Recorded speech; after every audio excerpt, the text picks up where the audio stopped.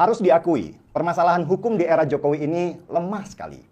Kalau masalah pembangunan sih Jokowi memang oke. Tapi kalau sudah masalah hukum, aduh ampun kacaunya. Jokowi itu dalam klub sepak bola ibarat punya striker-striker yang bagus dan jago menggolkan program-programnya. Tapi back dan kipernya itu lemah. Jadinya meski gol-golnya banyak, gawang yang bobol itu juga jauh lebih banyak. Coba hitung, sudah berapa menteri di era Jokowi yang tertangkap korupsi? Itu karena Jokowi fokus bagi-bagi jabatan ke partai koalisi, sehingga yang dipilih oleh partai koalisi adalah politisi, bukan profesional yang mengerti di bidangnya. Meski kita suka kalau koruptor-koruptor itu ditangkap, tapi akhirnya kita paham kalau sistem pencegahan korupsi di era Jokowi itu nggak berjalan. KPK yang tadinya dirombak untuk membangun sistem pencegahan korupsi juga nggak jalan-jalan sistemnya. Dan akhirnya bobol teruslah uang negara. Itulah kenapa banyak orang begitu lega ketika akhirnya Megawati mencalonkan Profesor Mahfud MD yang sekarang menjabat Menko Polhukam dan akhirnya menjadi calon wakil presidennya Ganjar Pranowo.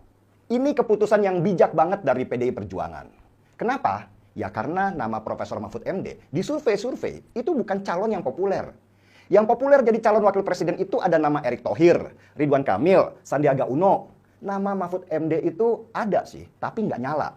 Jadi bisa dibilang Bu Mega itu nekat banget mencalonkan Profesor Mahfud MD jadi calon wakil presiden di saat namanya sendiri tidak populer. Disinilah saya harus angkat topi buat Bu Mega. Dia nggak mementingkan popularitas dalam mencalonkan Profesor Mahfud MD. Dia lebih mementingkan program ke depan yang lebih kuat untuk negeri ini. Ganjar itu seperti Jokowi. Dia striker, pekerja keras, dan punya visi besar. Ganjar harus dipasangkan dengan back dan kiper yang kuat dalam masalah hukum. Sehingga gawangnya nanti nggak terus kebobolan seperti di era Jokowi. Bu Mega itu seperti manajer klub yang tahu apa yang harus dilakukan untuk memperkuat klub sepak bolanya.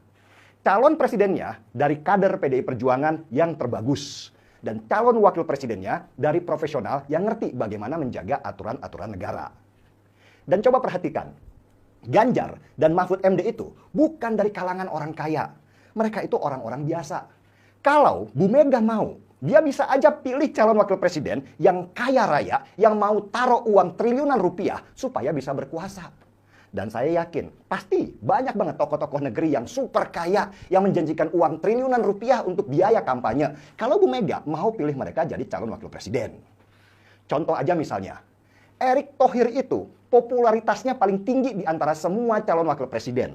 Dan hartanya juga berjibun, senilai 2 triliun rupiah. Belum lagi di belakangnya ada abangnya Boy Thohir yang masuk daftar 50 orang terkaya di Indonesia dengan harta lebih dari 50 triliun rupiah. Kalau Bu Mega mau, pasti Erick lah yang dipilih dan biaya kampanye aman terkendali. Tapi enggak, Bu Mega itu enggak mau milih ke sana. Atau misalnya Sandiaga Uno yang punya harta 9 triliun rupiah. Punya partai P3 dan popularitasnya juga tinggi. Kalau dia jadi calon wakil presidennya Ganjar, biaya kampanye yang diperkirakan bisa sampai 7-9 triliun rupiah pasti juga aman terkendali. Tapi Bu Mega gak milih mereka. Bu Mega malah milih Mahfud MD yang hartanya seupil dibandingkan Erick Thohir dan Sandiaga Uno. Harta Mahfud MD tercatat total 29 miliar rupiah. Itu juga separuhnya adalah nilai harga tanah yang dia punya. Mahfud MD kan nggak mungkin nawarin uang sekian triliun rupiah untuk biaya kampanye. Uangnya dari mana? Tapi Bu Mega milih Mahfud sebagai calon wakil presidennya Ganjar meski dia nggak punya uang dan tidak populer. Nekat kan? Tapi ini sangat bijak. Bu Mega sangat tahu kebutuhan negara kita. Maka dia pilih orang profesional untuk mendampingi Ganjar.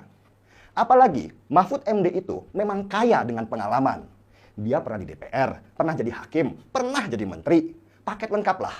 Kekayaan Mahfud MD di pengalaman inilah yang membuatnya dipilih jadi calon wakil presidennya Ganjar, bukan kaya secara materi. Dan Ganjar, juga Mahfud, juga nggak punya beban masa lalu yang memberatkan pundak mereka. Mereka berdua bersih, pengalaman, anti pada intoleran, religius. Jadi kurang apa lagi? Ini seperti oase penghilang dahaga ketika kita banyak yang kecewa dengan permainan di Mahkamah Konstitusi yang kotor dan menghina akal sehatnya orang waras. Orang-orang banyak yang mengapresiasi pasangan Ganjar dan Mahfud ini. Mereka punya harapan bahwa pembangunan dan hukum itu bisa seiring sejalan. Bahwa striker dan kiper bisa saling bekerja sama.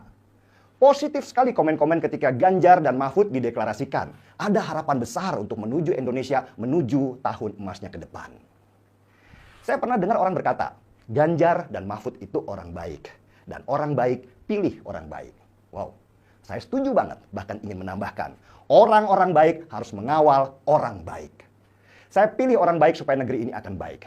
Bagaimana dengan kalian? Kita angkat dulu cangkir kopinya kawan. Perjuangan baru dimulai.